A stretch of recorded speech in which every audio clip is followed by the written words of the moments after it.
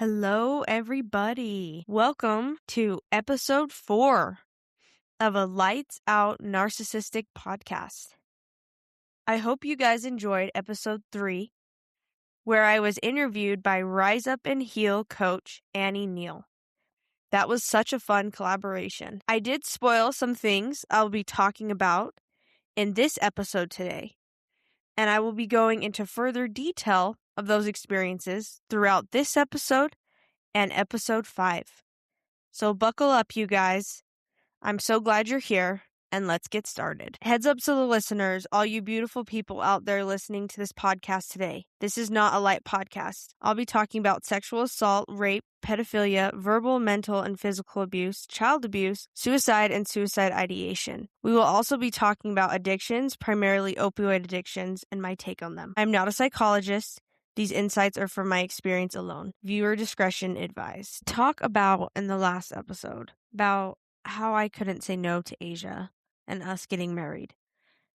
So instead, I dug myself a grave. I became her slave, especially for her opioid addiction, emotionally and psychologically. Now, she never threatened me. She didn't ever hold a gun to my head to do all these things, right?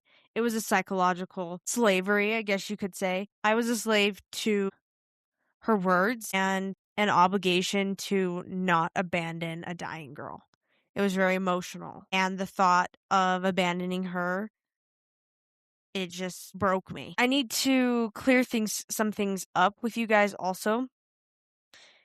It wasn't until a year later that I realized she was an opioid addict, believe it or not. She was such a good actor that at the time I had actually believed she had gastroparesis. Now, there was red flags with her gastroparesis, and we'll get into that more during this episode.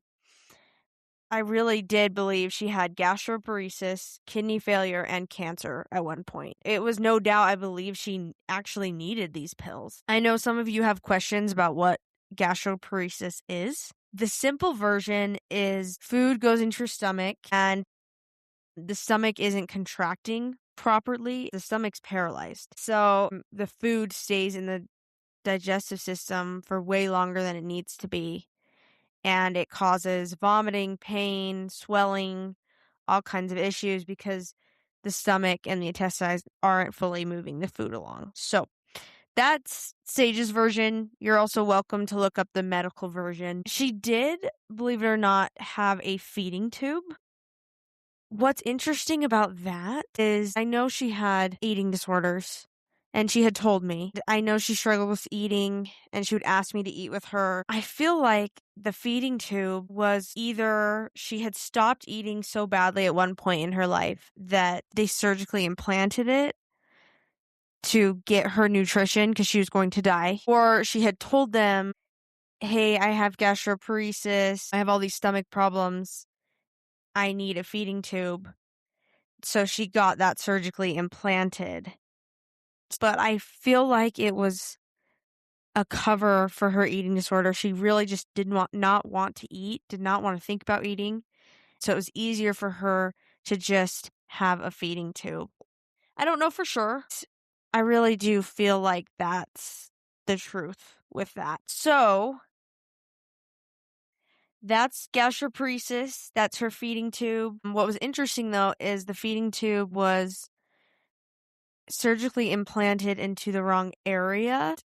It's very possible she had been pulling the feeding tube and it transferred its way into the wrong area in her body. At one point, it was very, very, very painful for her to receive feed. So that's why she had the PICC line, like we talked about in the second episode, in her arm, because that's how she was primarily receiving feed and her nutrition, basically. Now that we have that all covered, clarified, squared away, I wanted to give you guys a friendly reminder that if you are being abused, like I was, even if the person is going through something really hard, like Asia was, spiritually, physically, medically, that's still not a reason to stay, especially if you're being abused.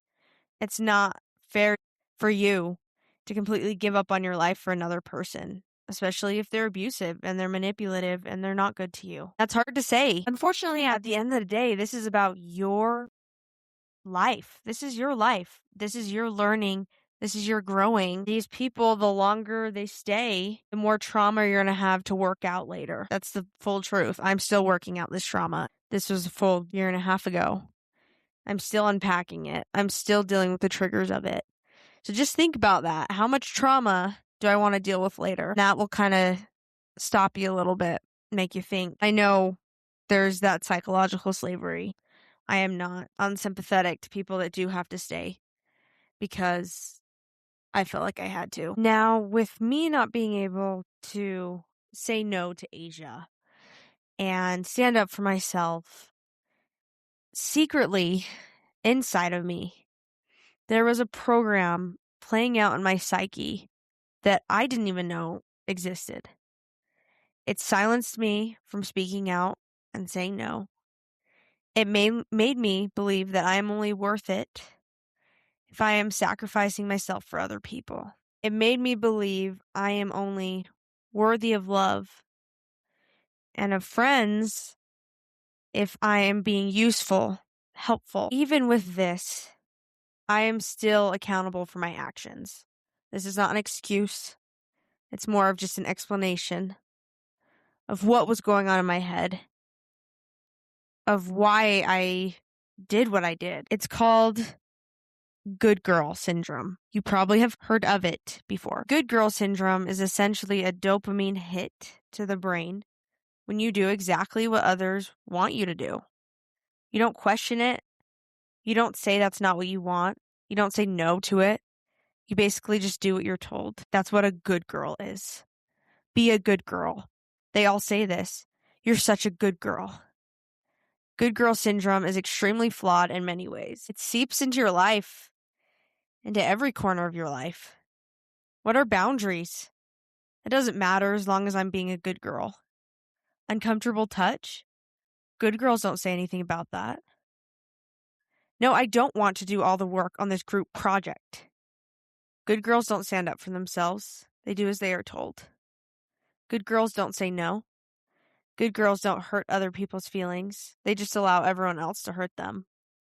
And they don't stand up for themselves because they've been taught not to cause contention, not to cause drama. That is what life is. You're groomed to do everything that people say you need to. We have been groomed by reality since childhood to just do whatever people say, do whatever people want us to do, especially adults, just as long as we're being a good girl. You can't blame your parents either because they've been groomed to follow this method too. Something is seriously flawed with this method. You're taught as a child to say hello to a grown-up and hug them. Go be a good girl and hug that stranger, family member, or friend. If you don't hug that grown-up, you're scolded. Why aren't children given a choice as to what they want to do? Why isn't there a second option? Why are we forcing children to hug whoever? What if we were to ask the child what they wanted? I remember when I was a teenager, my dad telling me that I don't have to hug my friends' dads if I don't want to. I had hung out with my friend. He took us out. We went razoring, if you guys know what that is. It's like four-wheeling, but like in like a Jeep thing. We had a great day. I gave the mom a hug, and I gave my friend a hug, and I gave my friend's dad a handshake. To this day, I still remember the look on his face. He wasn't mad, but he was sad. That was hard for me. Why are we sad that a child doesn't want to hug us if that's something they aren't comfortable with? Why are we grooming children to just be okay with hugging whomever? From childhood, we are groomed to not have boundaries. So then how are we supposed to have boundaries as an adult? What happens to that girl when she graduates into adulthood? She's afraid of saying no to abuse. She's afraid to stand up for herself because she expects to be punished for it. She's more worried about other people's feelings than her own. Whoever told me to let everyone else run my own life? With good girl syndrome, that is what is happening to me. Everyone else was running my own life. It's time to take back my power. The selfish people aren't going to stop being selfish because I'm being kind to them. They're going to take more because they recognize I'm not going to stand up for myself. Unless I can learn how to set boundaries right off the get-go. Good girls also believe it or not, generally have a hard time understanding other people's boundaries because they were groomed to not have them, so they don't understand that other people would have them too. Where do we go from here? How do we set boundaries? Everyone thinks this process is simple. It's not.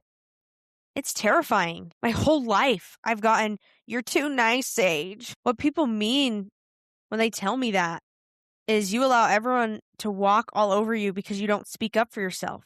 You put everyone else before yourself. I had a roommate once ask me 3 times a week for a ride to work because she was too lazy to walk to the bus. Or she would get an Uber. She started paying me because I was cheaper than an Uber, but it got really annoying.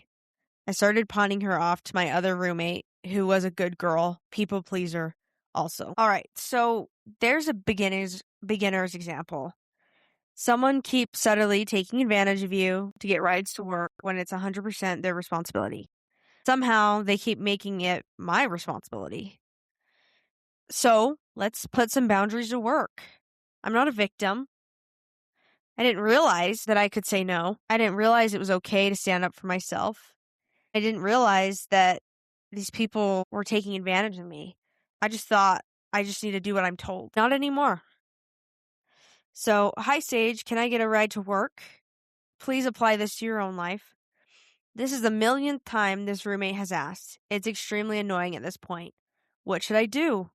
I feel the people pleasing arising inside of me. I want to make this person happy even though they are suddenly taking advantage of me.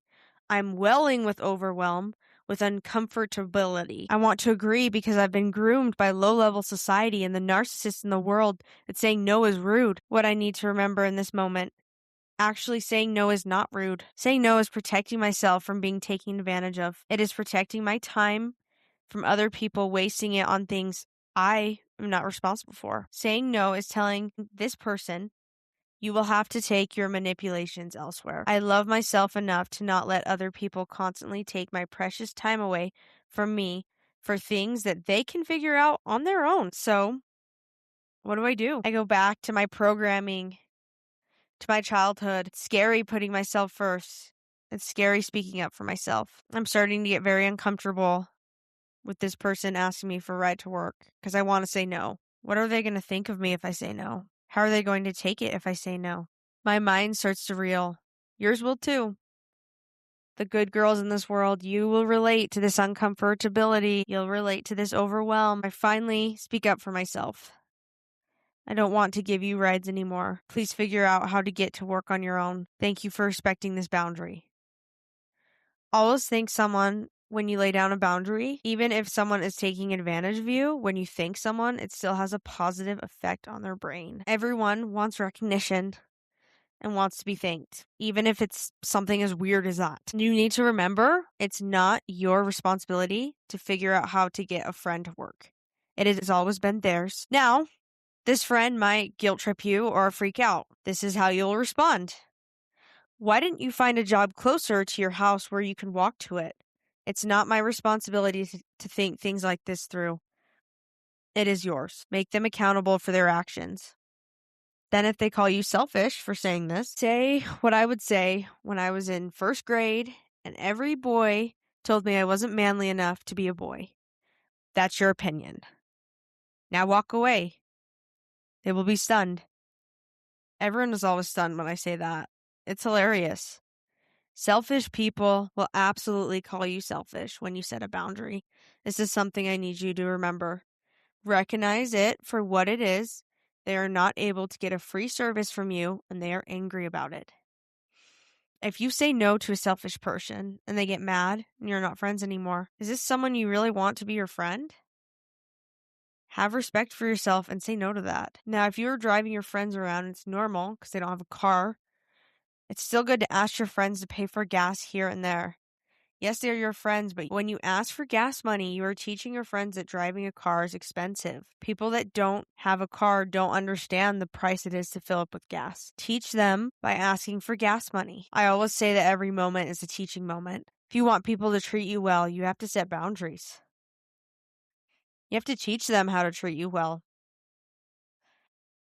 If you saying no to giving them a ride and they keep asking anyways, or making you feel bad for them, now it's time to set a firmer boundary.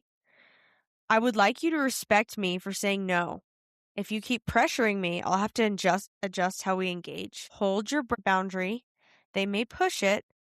Don't let them. Now, whenever messages like this are delivered, there's always the extremists, the people that go too far. I'm aware of this. I'm not saying say no to every single person that asks you for something. Find the balance. Use your discernment. If you sincerely want to do something for someone, do it. If you don't, say no. Let's say your grandma is stranded on the side of the road and needs you to pick them up. Don't be like, I can't, Grandma. I have boundaries. This is clearly an emergency situation. Go assist your grandma. Now, on the flip side, say your grandma is calling you over to her house every day to move the remote over 2 inches. It's time to set a boundary there. Find the balance. It will be difficult at first. When you set boundaries, you are breaking good girl syndrome. Being a good girl isn't assisting you or anyone else around you on learning how to treat you. People generally need to be taught how to treat someone, especially if they grew up in a home with no respect. They have not been taught how to respect people. You need to teach them. They do not know. If you let them walk all over you, they are not learning anything. You have officially failed as a teacher. Your grade as a teacher is F, F, F, F. Now, if you want to improve that grade as a teacher and teaching that person how to treat you, start saying no and setting boundaries. So let's practice, because saying no doesn't just happen. You are breaking years of societal programming of thinking you're a disappointment if you say no. Of every time you said yes when your body contracted and you wanted to say no. It's going to take time. This is programmed in your body, and I need you to realize that. You feel it in your throat every time you try to stand up for yourself. And all the good girls and good boys out here, there's good boys too. I know you felt this way.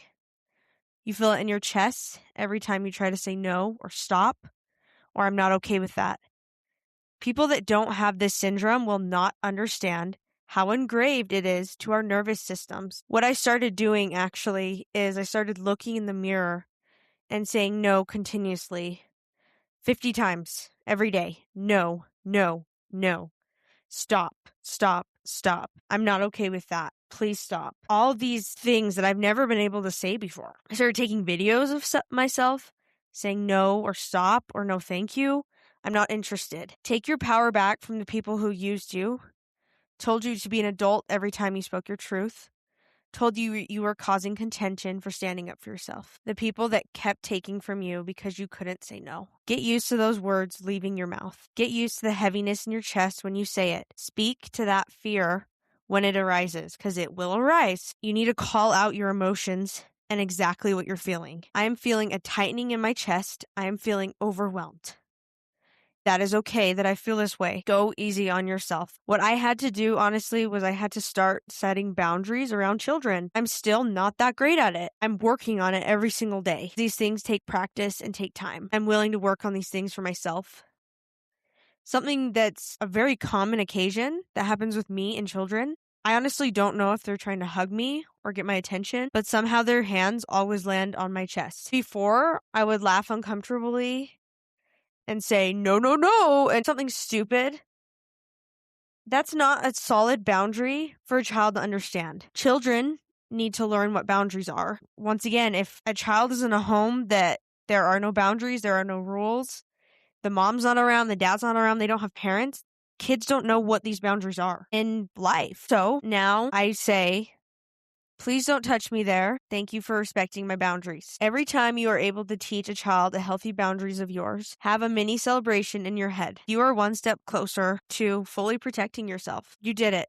Good job. Every time you set that little boundary, you speak up for yourself, you say no, you are getting one step closer to breaking your good girl programming. You are beginning to realize that your needs and comfortability matters as much as everyone else. Start with children, work your way up slowly to adults. It's uncomfortable, it's scary, it's challenging, but it's worth sticking up for yourself. Sometimes you will backpedal, you'll forget.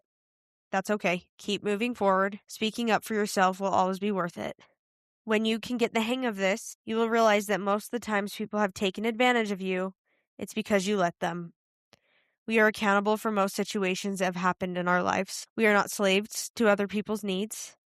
If someone makes you responsible for their life, that is not a good friend. That's a leech. It's so sad to say, but if I had had boundaries in my life alone, I would not be telling you this story today. None of this would have happened. She even asked me one night if I wanted to back out of the marriage, and I couldn't say no. I completely inserted myself into a nightmare because I was worried more about her than my own safety. I'm completely accountable. When do we start speaking up for ourselves? When do I? If you don't have a voice, you aren't safe. I wasn't. I come from a line of silenced women that didn't have voices. These are generational chains. Don't speak up. Don't rock the boat. Accept the breadcrumbs of life. You know what that is. It's survival. I don't want to just survive anymore. All you silenced women and men, all the genders, look at your bloodline. All your family members that were bullied and didn't speak up for themselves. Didn't speak up for you when you were too. Don't rock the moat. Follow the programming. Be grateful for every crumb. It's time to break those chains. You want to be a doormat the rest of your life? The person everyone rolls their eyes at and says they have no backbone? You're too nice. I'm so sick of hearing that. Break the chains. Now. For your silenced mom. For your great-grandmother that was silenced all the time by your great-grandpa. For your grandpa that was so poor he grew up with holes in his underwear and all the kids would get together and rip up his underwear in the locker room. If you don't, who will? Your children will be taken advantage of just like you. Bullied just like you. These chains don't just magically go away. I'm not going to give these heavy chains to my children, not on my watch. As God is my witness, I will break them all now. And yes, it will take time. And yes, I will be doing it with my knees shaking. And yes, I will be scared as hell. But my children will not carry the weight I did. And I will fail many times. But that is the only way you succeed. If you fail, then get back up again. For once in your life, stop caring so much about other people's feelings. Your feelings matter too. If someone makes you feel like they don't, that's not a good person to have in your life. Get angry at all the people that told you you were too nice, but never taught you how to actually have boundaries or say no. Stop overgiving yourself. When you overgive, the less people respect you. If you cannot say no, you are opening yourself up to exploitation, hackers, manipulators, and unsafe people. That's just the reality of it. Let's talk about how this compares to Lights Out with Diana and Sophie. We're 20 minutes into the movie. Rebecca takes her brother away from her mom for the night because the mom is partly going insane and the brother is having a hard time sleeping at night because Diana always comes into his room while he's trying to sleep and she'll freak him out. She'll be in the shadows of his room, and it really scares him. He goes into Rebecca's apartment, and it's normally a pretty smooth night in her apartment when she goes to bed. It seems, though, when she welcomes her brother into her home, that something or someone follows them. She feeds Martin a pizza and then sends him to bed in her guest room. About an hour later, she's trying to sleep in her dark room, and she hears a scratching sound. She looks up from her slumber, and someone is bent over on the ground, scratching at the wood paneling. She sits up from her bed. Martin? Hey, what are you doing down there? She goes to turn on the lamp and attempts to bring light to the room, but with no avail. She tells them, "You have to just switch the light over." Now, she lives directly above a tattoo parlor where the lights flash on and off throughout the night. In that moment she is saying that, the red tattoo parlor lights flicker on and illuminate the room, and the figure disappears for a few moments. They turn off again, and the figure in the dark continues to scratch at the hard wood. The outline of the figure on the ground is more prominent now. The figure has stringy, longer hair and a slender body. You see Rebecca's eyes are just as wide as dinner plates now. Teresa Palmer is such a phenomenal actress. I love the way she plays the scene. She is just beyond terrified. She slowly slinks down the bed and onto the ground, trying to get a better look at what she's seeing. The figure in the dark stops for a second and then cranks her face violently at Rebecca. You see her beady white eyes, and Rebecca gasps. That tattoo parlor light then flicks back on, and just as soon as it turns off again, the figure is now standing in a ready attack stance facing Rebecca. She starts running at Rebecca, but then the red light of the tattoo parlor flashes back on. Rebecca is in shock, but she knows she has to turn on the light. She sprints and turns on the light and surveys the room for the dark figure. Nothing. Black mascara tears are running down her face now. She goes in the bathroom and looks in the mirror. She hears something stirring in the bathtub and cautiously walks over to it. She pulls the curtain back and it's her brother. He's sleeping in the tub with the flashlight on. The movie doesn't point it out, but if you look on her arm in this scene, she's got these huge nail slash marks on her arm, signaling that either she did that to herself from anxiety, or when Diana went to attack her, actually was able to cause some physical harm. We don't know for sure. She smiles and looks at him with adoration and relief. In the morning, a social worker comes to Rebecca's house because her mom called them and said Rebecca took Martin away from her against her will. They have a discussion about if Rebecca wants Martin, she will have to call child services on her own mother and take her own mother to court. The social worker questions her if she can be a responsible guardian. She then takes Martin away. Rebecca closes the door and looks around her apartment. She starts picking up her clothes from the ground. She notices some kind of etched-out writing poking out from underneath the rug in her room. She peels back the rug, and in all capitalized letters it says, Diana. There is a stick figure next to the name. In that moment, she is flashed back to when she is a younger girl. She is a little girl drawing a picture of her family in her artistic notepad. She's in her childhood room. There's these stick figures with smiley faces. She labels each family member above their heads, as most children do growing up. Mommy, Daddy, me. She then hears a scratching sound behind her and looks over her shoulder. She looks back at the desk, and her artistic notebook is now gone, and there's a scratching sound coming from the closet. She stands up and starts walking towards the closet. The closet door is ajar, so she pushes it open, quickly to see if anything comes out. Nothing does, so she switches on the light. The paper notebook is floating in the air, and you see it drop and hit the ground with a thud. Young Sophie gasps and then looks at the additional drawing now formed on the notebook that someone or something had etched into it.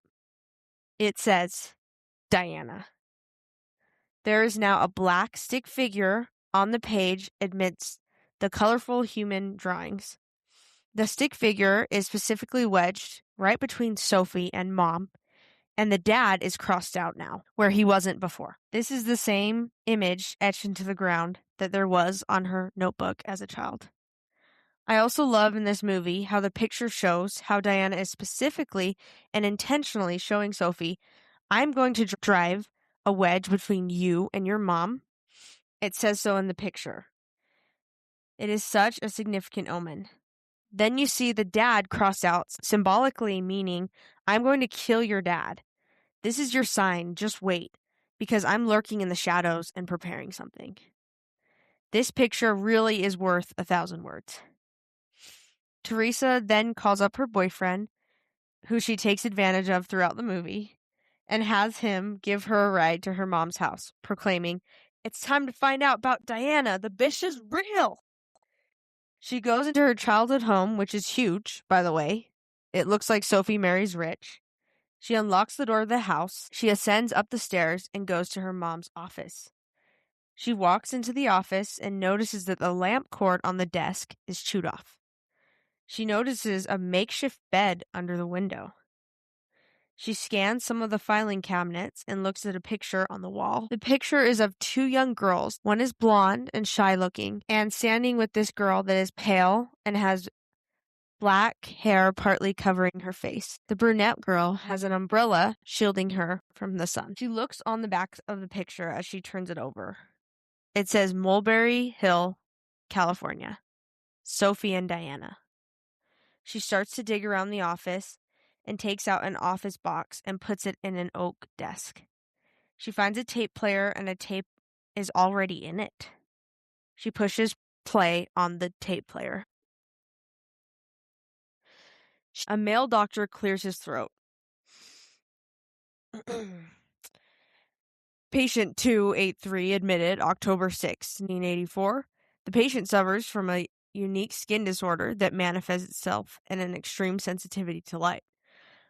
Patient's stay here has been very problematic. She has a history of violence, and lately she's been obsessed with one of the patients in the heliotherapy ward, a young girl named Sophie.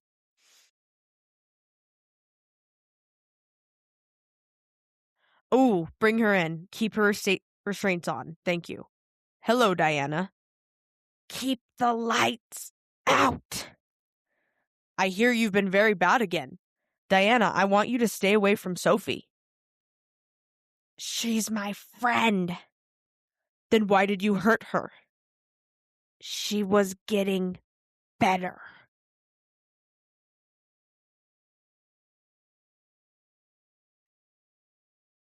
I have not heard a term more narcissistic. She's my friend. I hurt her because she was getting better. I love her when I can control her, and I must keep hurting her to be able to control her. I have never related more to a sentence in my life. Rebecca listens to this tape recording and is pretty shook by it. She keeps looking around the office and keeps looking through this box that had the tape recorder in it. She's looking through all these photographs, and it shows a patient's arm that looks like it's been scorched. There's multiple photographs, and each photograph shows x-rays of patients' bones that have been broken.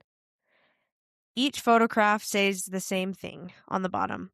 Patient 71-5, assaulted by patient Diana Walters, written across the bottom. Patient attacked by Diana Walters. This is really interesting. There's a little Easter egg I found. When I pause it at 34 minutes, 15 seconds, the picture is on top of these notes of one of the patient's arms that was scorched by Diana. And it says, but here is the second enigma about Diana Walter. No one knows where she came from. It also talks about how Diana was living with her grandparents before she came into the psych ward. That was directly parallel with Asia. She had told me she had started living with her grandparents around 17. Every time I watch Lights Out, I always think about how I was constantly with someone that didn't want to see me get better, but wanted me to die with her. She constantly wanted to keep me sick, small, and powerless.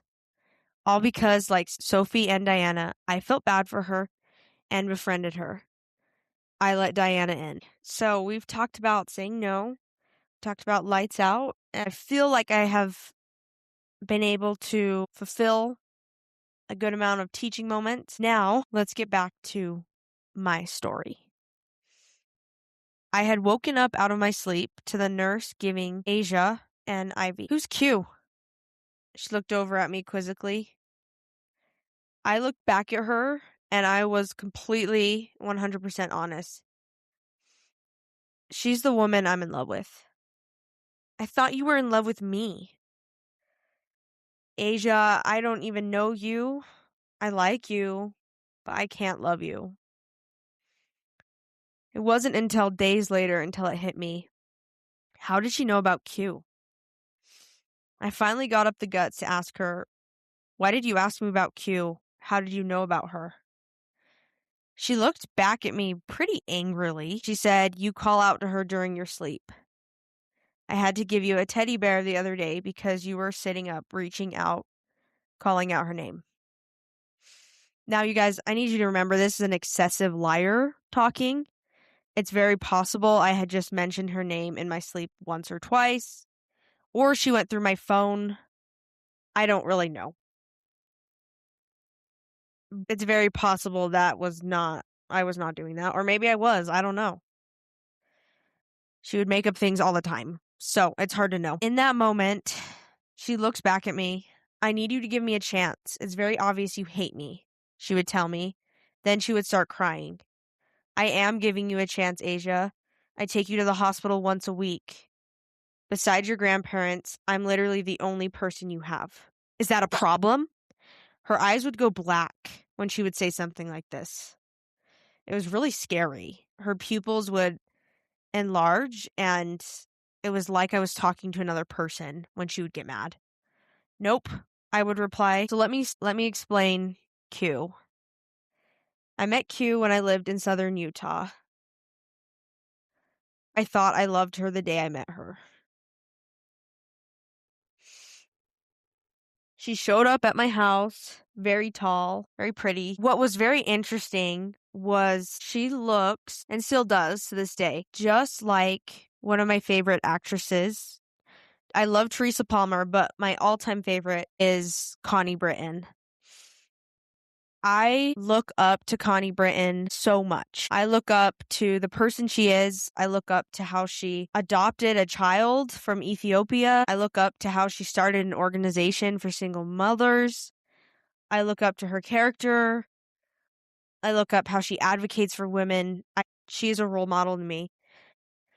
So when I met someone who looked like her, who talked like her, their voices even sounded the same, I guess you could say I was kind of starstruck.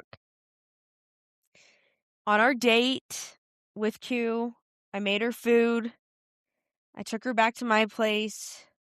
I remember just laughing so hard with her right from the beginning. It was like we had known each other for years. It was like we were old friends just picking up a conversation. She would tell me things no other person had ever told me before. I feel finally sage, like I'm home. I have never felt so safe like this before. Now, if you know a good narcissist, they always pull the soulmate card. Asia told me that all the time. I just knew when I met you, you were my soulmate. She also told every man she met that, and male nurses she tried to have sex with. So it came flat. With Q, it was different. I remember she bought my book. I have a book about my life. Unfortunately, the publishing company was a scam. I should have researched it more before I went through with this. Was called Ex Libris Publishing. I haven't received any money or anything like that. It still was worth it to get out my words. Unfortunately, after lots of research, I found that most self-publishing companies are scams. It still meant a lot that she bought my book. It felt like she wanted to get closer to me, and it was about my life. So if you're buying a book about my life, it's obvious you want to connect more somehow. In a way, though, it had gone so fast right from the get-go. We had connected so quickly that it fell apart just as quickly as it had started. I had never felt that way with any other human being ever. After she had ghosted me, a few days after that, she had finally told me the experience we had were the safest and warmest she had ever felt. It scared her. She cannot be gay. I understood. I was beat out of the closet, and I was forced to come out. Not everyone has to be forced out like me. It can be a lot to take in. I told her I'm here for her. Over the next year or so, we would talk every 3 weeks. I did end up booking an appointment at her work. She had a chiropractic job. She told me to come back once a week for 4 weeks and to keep coming to her. I honestly didn't have enough money for that. So every so often I would book an appointment and see her. I had to admit I was jealous of her. She had told me that her dad had always joked with her and told her if she ever brought a girl home that she was welcome. She wasn't Mormon. Besides her own fears, there wasn't really much holding her back from coming out of the closet. But I wasn't just going to out her and be extremely violating like what happened to me. Another thing with Q is when I met her, she honestly inspired me. I was so trauma-brained at that time. I was reflecting my pain on everyone else. When I met her, I knew the person I needed to become. She woke me up. I had an anxious attachment after my trauma, and I was expecting everyone else to fix my pain. Let me explain to you what an attachment is. An attachment is how you create bonds with other people or hold on to them. It's how you function in relationships, friendships, partnerships, whatever it is. So an anxious attachment, you're normally pretty clingy, needy. You need someone else to fix your pain, your trauma. An anxious attachment is someone who's running away from their trauma. And instead of dealing with it head on, they're trying to find someone else to take away the trauma. Unfortunately, with those with trauma, the only person that can take it away is you by getting help, therapy, energy work. That's what I've done. Then there's the avoidant attachment, which is someone who, as soon as things get vulnerable, they run away. As their feelings are so powerful that they're afraid of feeling real love. They're afraid of feeling real goodness because from childhood, they didn't feel real love. They were raised by parents who only wanted things from them. So when they actually feel real love, they run away. It's frightening to them. Then you have a secure attachment. For the most part, a secure attachment is pretty balanced. You like having someone there. You don't need them. You choose them. Feelings don't necessarily scare you. You confront them or you talk to the person if you are scared. Those are the top 3 attachments. There's another one that's an anxious avoidant mix. I don't really know much about that one. The main 3 attachments most people focus on are anxious, avoidant, and secure. I was pretty anxious, I would say. To our anxious attachment people out there, tell me if this is familiar. Every little thing someone does is most of the time to either show you they love you or to degrade you. You can't ever let someone just be. If someone calls you up and say they can't make it to your date because they're sick, you immediately think they're lying and they don't like you and they don't want to be around you and they're turned off by you. You give all your love to someone immediately and expect them to also. You expect someone to immediately be your everything when they're a stranger. It's not healthy. You immediately think you're closer than you actually are. After I met Q, I ended up reading a book called Anxious Hearts. It taught me many things. The first thing it taught me is that an anxious attachment doesn't have boundaries, which all our boundary talk makes sense, right? So that's where I started. I did establish boundaries with my roommates. It was hard and scary, but it was a step in the right direction. My life was getting better. Then I was sexually assaulted by my friend's husband. Everything just went downhill after that. I quit both my jobs. I did end up calling up Q after the assault had happened. She was there for me for that experience, at least for a day. I will always appreciate her for that. I ended up getting another job 2 months later and then quitting it after getting triggered, and I ended up moving back 5 hours north. I enrolled in therapy finally. I was trying to get back on my feet. I was doing good. I had started as an activity director at this skilled nursing facility. Then I met Asia. Not exactly in the best place mentally. I never forgot about Q. When someone's presence alone makes you want to change, grow, become a better person, you don't forget that. I'm not someone that just says I'll do something. When I commit to something, I commit. And I grew. And I told her that. She jump-started me into a better life. It was crazy because a year later, she would tell me she feels like she ruined my life. And I told her, that is not even close. Look at everything you've inspired me to be. I will forever be grateful for you. I need to mention, if any of you guys would like to purchase the book that changed my life, it's called Anxious Hearts. It's by Ricky Cluse. I will be leaving a link in my description at the end of this podcast so you guys can purchase it. All you anxious attachments and codependents out there, this is worth your time. I promise. I still remember the day I took a attachment quiz and I finally got secure. Was one of the best days of my life. I remember I even told Q. I was so excited. I called her up and I told her how I had been working on all these things, and it was a really exciting day. working on yourself and healing it's never wasted. It's worth it. I promise you. Something you can attend if you are an anxious attachment codependent. It's called Codependence Anonymous. And there's quite a few in Utah. I'm located in Utah. And I would feel like there would be quite a few more located across the U.S. Just look up your region where you live, Codependence Anonymous.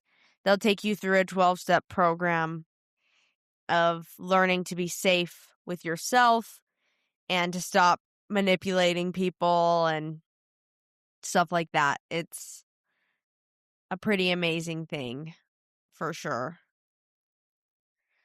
So, about a month and a half after Asia and I met, I ended up giving back the ring. I told her we don't fit. And we did not fit. She made me laugh.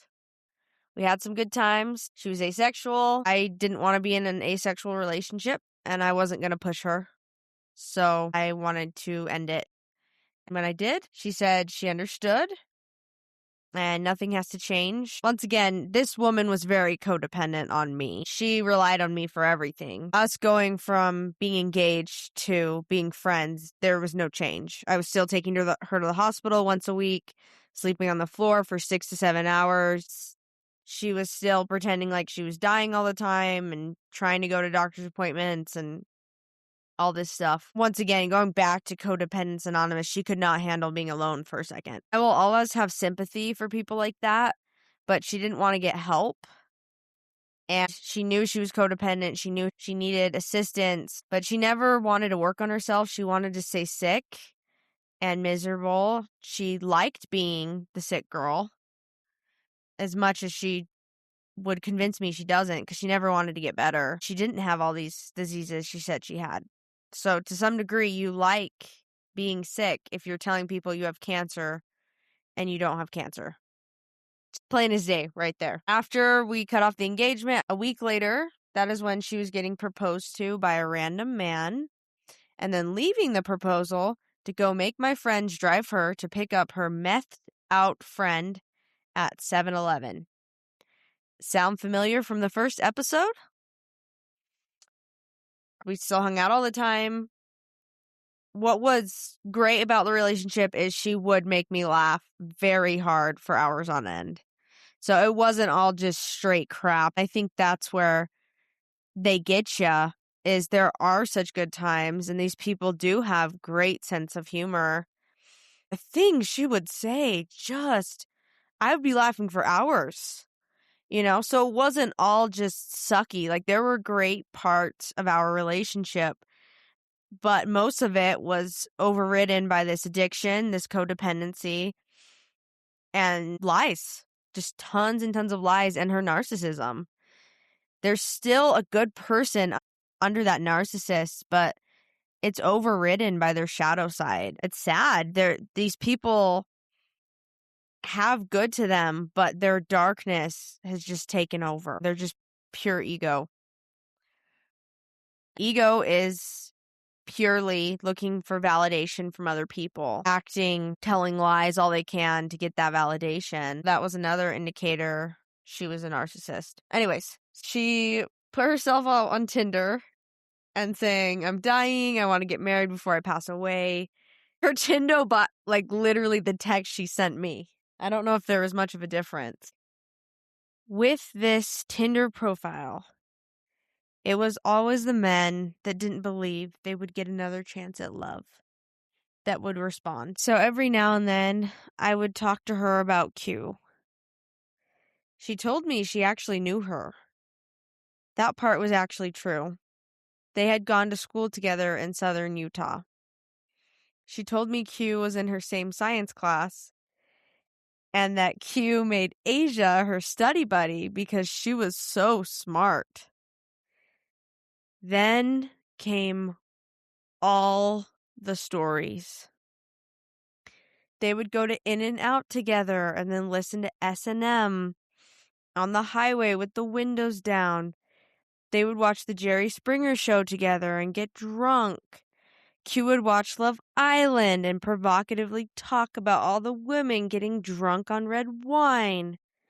She painted this whole picture of me, of their friendship, intimate moments they shared together. Then one day she told me, Q has been talking to me. I looked at her astounded when she said that. What are you talking about? I had asked her a while back to send Q a message on Instagram, seeing if Q was still interested in me. This was after Asia and I were broken up and she was with other men. So she was fine with it. She sent the message. Q never responded. I dropped it. So Asia tells me, yeah, she has been telling me how much she really likes you. Really? Yes, she has been asking me for dating ideas and stuttering all over the place, asking about what you're doing. It's getting really annoying. Wow. My friend has a condo down there. Maybe we can ask her if we can use it for a week and I can go see Q. Yes, we should absolutely do that. I have a friend Anthony down there too from school and I would like to see him. Okay, let's do it. Sage, before we go down though, I need to tell you something. What do you need to tell me? So while I was really good friends with Q, my EMT teacher started messaging me when I was at the school and he proposed to me. I was only 17. Wow, Asia, that's not okay. Yes, Q was so excited about it that she told us to get engaged in Vegas and she ended up getting a bridesmaid dress. She was like pushing our marriage. Wow, that's crazy. She can be kind of crazy. But you didn't end up with this guy? No, I ended up getting away. The story was so far-fetched. I never really found out how she got away from this so-called EMT teacher, too. She just kept saying, I was 17. Why didn't she save me? I told her that Q doesn't get involved in people's lives. She's very avoidant to drama. That's not an excuse, but she's not here to save people. She has to watch out for herself. She has nobody. A few days before we ended up going down to St. George, there was this time when Asia called me selfish, which I think is hilarious. She had gone out to lunch with my friend and I. She apparently said she got food poisoning. She was breathing normally. She had the pancakes, and she said they somehow mixed peanuts in them. My friend, who's a nurse, looked at me and took her vitals. For people that don't know medical talk, that's blood pressure, pulse. You count how many times people breathe in a minute. Everything was normal. I was so sick taking her to the hospital when most of the time nothing seemed wrong that I literally asked my friend if she could take her to the hospital because I was so tired of being in the hospital. My friend said she couldn't. She was a hospice nurse at the time and she had a client, which was fine. I had to go home and watch my dog. So I told Asia, I said, I can drop you off and then I got to go up north. I can't come with you to the hospital. I got to go watch my dog. It's priority. So we went on a drive and her so-called food poisoning, she was like freaking out, had finally calmed down. I got to my house and I snuggled with my perfect mini golden doodle and she was literally fine.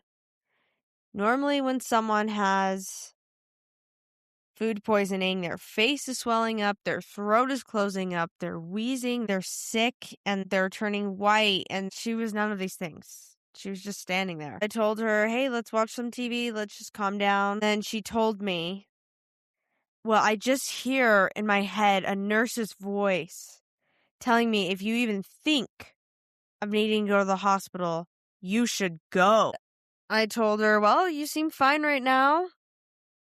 I don't see any symptoms. Your stomach isn't hurting. You know, it seems like you just had some pancakes and you're fine.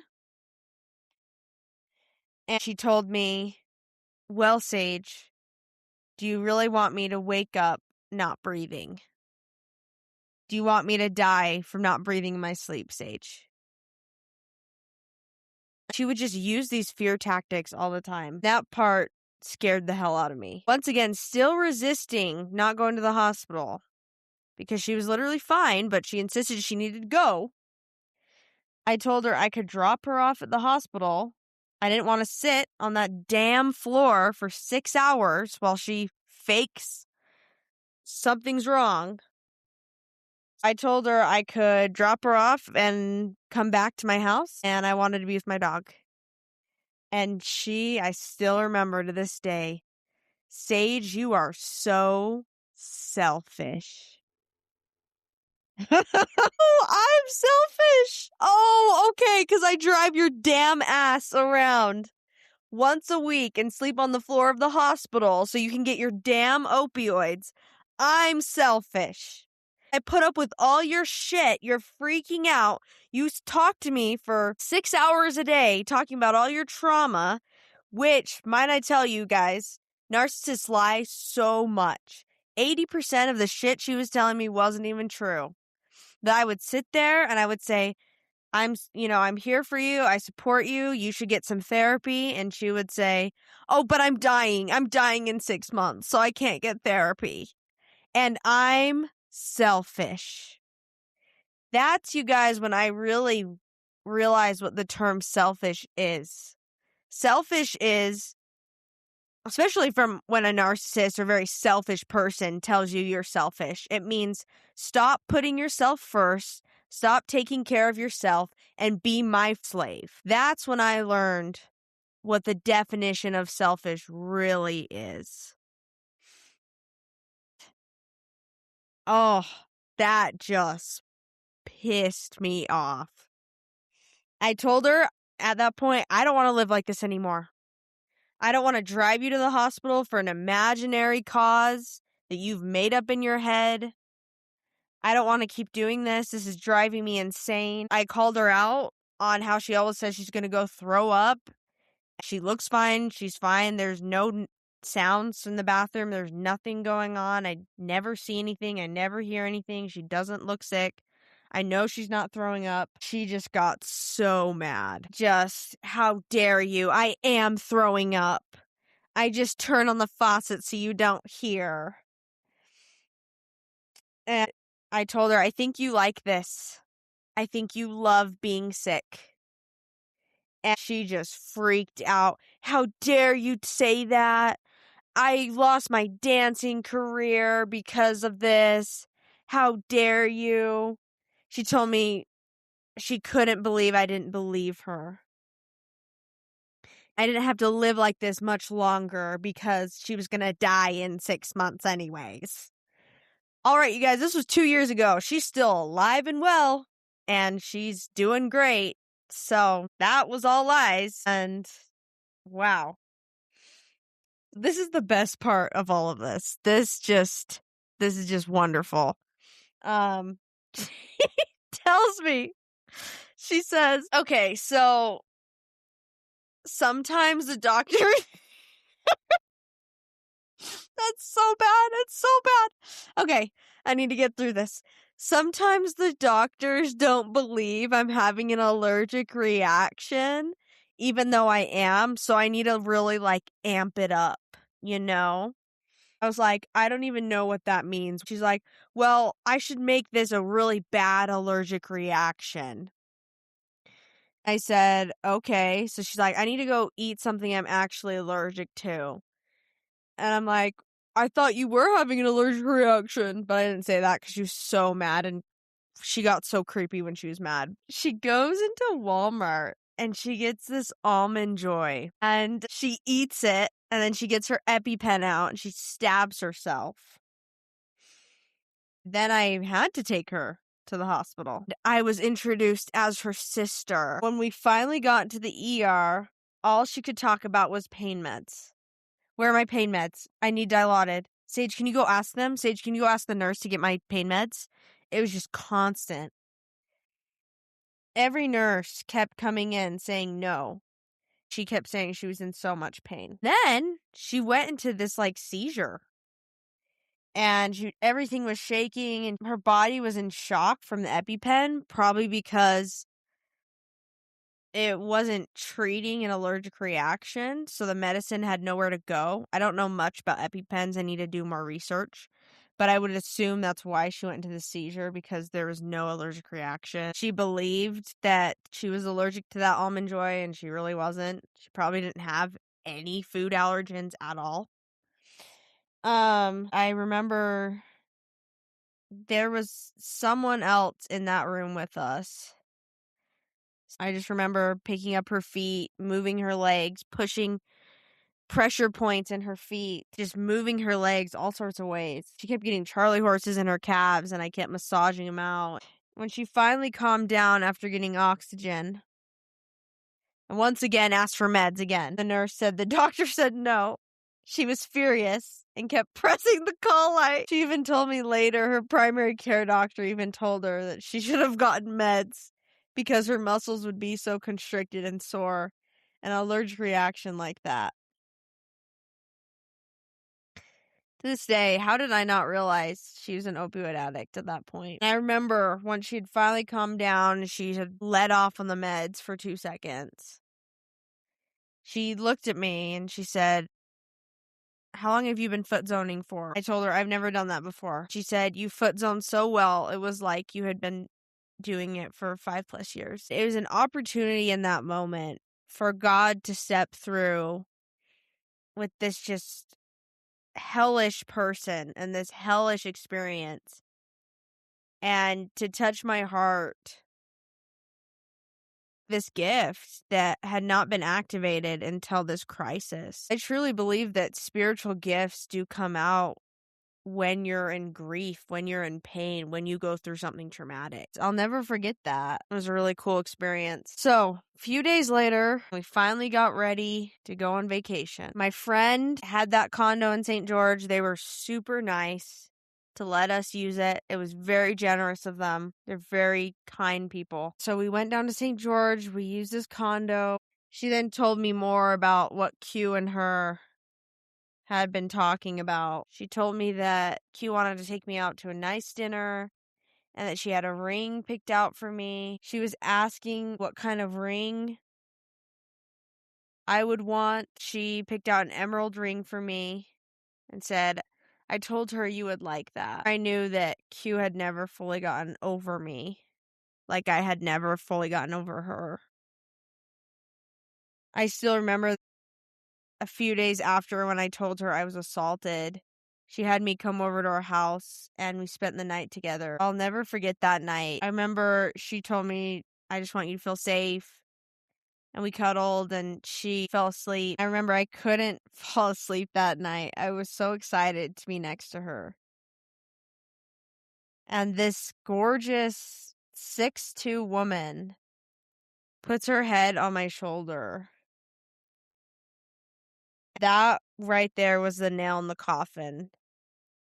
I never thought I would get over her after that. It was just so vulnerable. And I'm literally 5'4". I'm this tiny person with this gorgeous model that puts her head on my shoulder. I thought she was it. I thought that was my person. Asia continued to tell me that Q and her were talking about lingerie and what kind of lingerie Q should wear for me when I see her. Q said, "What if I wear a baby doll set when we do stuff?" And Asia said, if you do that, she'll climb you like a tree. And Q said, how do you know she hasn't already climbed me like a tree? Then Asia proceeded to go into explicit detail of the sexual experience Q and I had. It was like this woman was there in the room with us when it happened. And mind you, I had not told her anything. She did not know barely anything. She then told me that Q is super basic. She's planning on proposing to you on Dixie Rock. If you guys have been down to St. George, southern Utah, Dixie Rock is a red rock. It's beautiful. And there's the word Dixie painted across it because that was the name of the old school. It used to be called Dixie University. They've recently changed it to Utah Tech University. There's still a Dixie sign on the rock. So she was telling me that Q was planning on proposing to me on Dixie Rock. They talked all about this date Q was going to take me on. Asia told her, you need to woo Sage.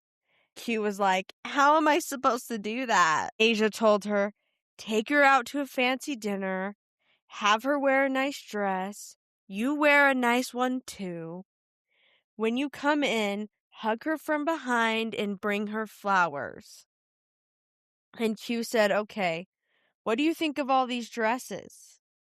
They went on and on about all the dresses Q was going to wear. Then we went off to St. George.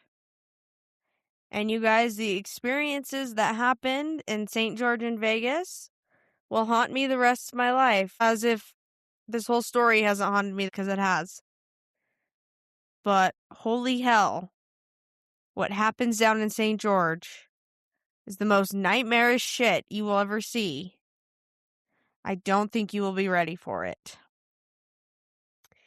Thank you guys so much for listening to episode 4 of a Lights Out narcissistic podcast. I appreciate y'all listening, and we'll have the final episode in these series coming next time. Then I would like to host people that have survived narcissistic abuse, and I would love to hear about their story and how they overcame. Thank you guys for everything. Y'all have a good one.